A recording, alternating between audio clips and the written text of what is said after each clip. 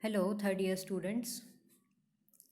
Let's begin the textual study of Robert Browning's poem, My Last Duchess. That's my last Duchess, painted on the wall, looking as if she were alive. I call that piece a wonder now. Fra Pandolf's hands worked busily a day, and there she stands. As I had already told you in the previous introductory video of this poem, that the speaker of the poem is a duke of the city Ferrara, and he is pointing at a picture on the wall, and it seems as if he is showing it to someone, saying, "That's my last Duchess painted on the wall." Now, who is this person to whom the Duke is speaking is not clear now, but later in the poem, we come to know that he is talking to a messenger, an envoy from the neighboring state who has come with a proposal of second marriage to the Count's daughter. And the Duke is showing him around his palace, and he points at the painting of his last Duchess on the wall and says, "That's my last Duchess painted on the wall, looking as if she were alive." Looking as if she were alive. The portrait is so lifelike. The Duchess in the painting looks so real, as if she were alive in the painting. Because in real, she is no more. She is possibly dead.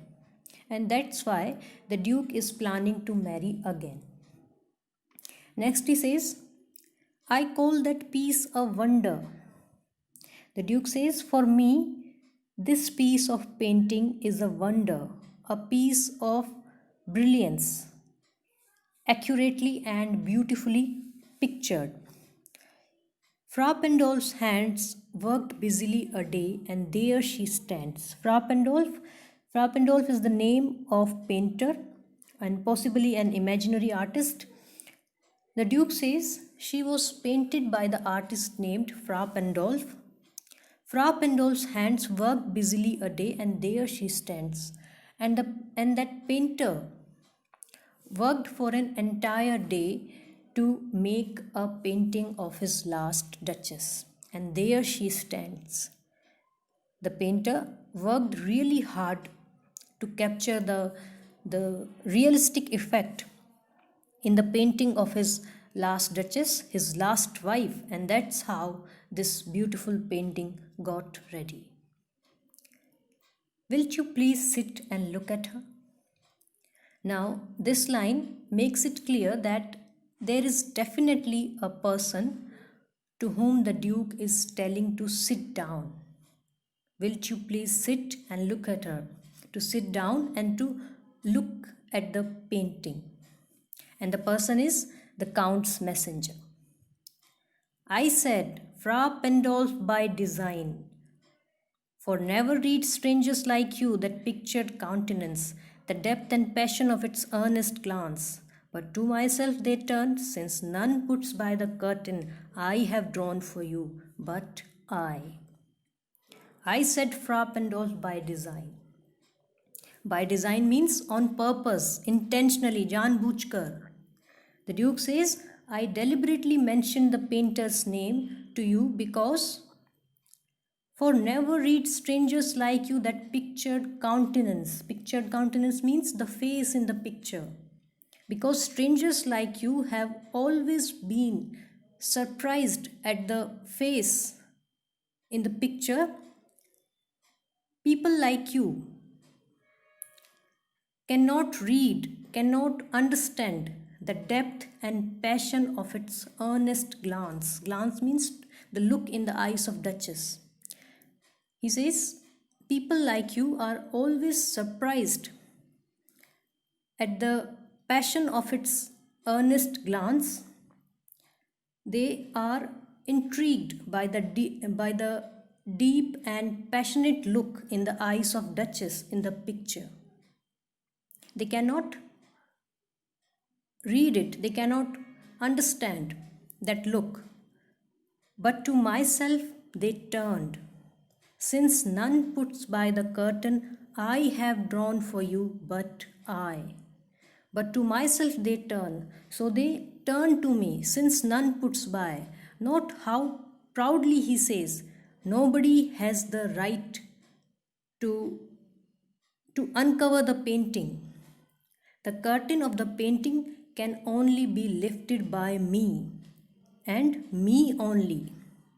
Since none puts by the curtain I have drawn for you but I. No stranger is allowed to see the portrait, even though the Duchess is no longer alive. And seemed as they would ask me, if they durst, how such a glance came there. And whenever I show this picture to anybody, they look like they as if they want to ask me, if they durst, if they dare to ask, how such a glance came there, how such an expression like that came into her face. So, not the first are you to turn and ask thus. The Duke tells the messenger that you are not the first person who is surprised by the look in the picture and is inquiring to me about it. This had happened before too. So not the first are you to turn and ask thus, Sir, it was not her husband's presence only called that spot of joy into the Duchess' cheek. So apparently he is telling the envoy of the Count that this picture has always been a piece of wonder and only he can pull back the curtain that hangs over it, and no one is allowed to look at it unless he himself chooses to show it. So here in these lines he is hinting at his domineering, his controlling attitude. Next he says, Sir, it was not her husband's presence only called that spot of joy into the Duchess' cheek. Now the Duke goes into more detail about the expression on the Duchess' face in the portrait. He says, Sir, it was not her husband's presence only called that spot of joy. It was not just her husband's presence, means my presence only, called that spot of joy. Spot of joy means perhaps the smile on the face of the Duchess or the happy expression. The Duke believes that it was not my presence or my company only that made her smile or made her blush. Sir, it was not her husband's presence only called that spot of joy into the Duchess' cheek. Perhaps Fra Pandolf chanced to say, her mental lapse over my lady's wrist too much, or paint must never hope to reproduce the faint half blush that dies along her throat. Duke thinks, in fact, he is assuming that perhaps Fra Pandolf chanced to say her mental lapse over my lady's wrist too much. Perhaps the painter, Fra Pandolf, might have complimented her and that should be the reason of that spot of joy on her face. Compliments such as her mental lapse over my lady's wrist too much, that her dress was covering her wrist too much, or he might have said, paint must never hope to reproduce the faint half flush that dies along her throat. That it is impossible to capture in painting the faint trace of a blush or the light red tinge that seemed to flush her throat. So such stuff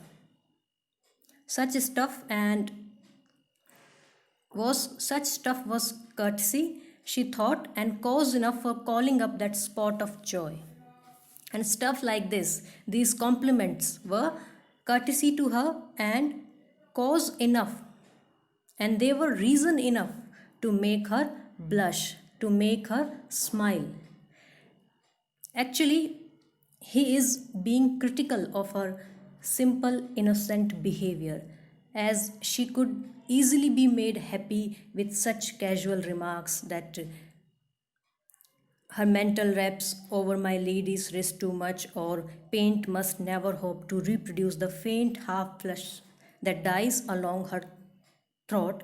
So he says such casual remarks were reason enough to make her blush, to make her smile, and he is criticizing her for his innocent, simple behavior.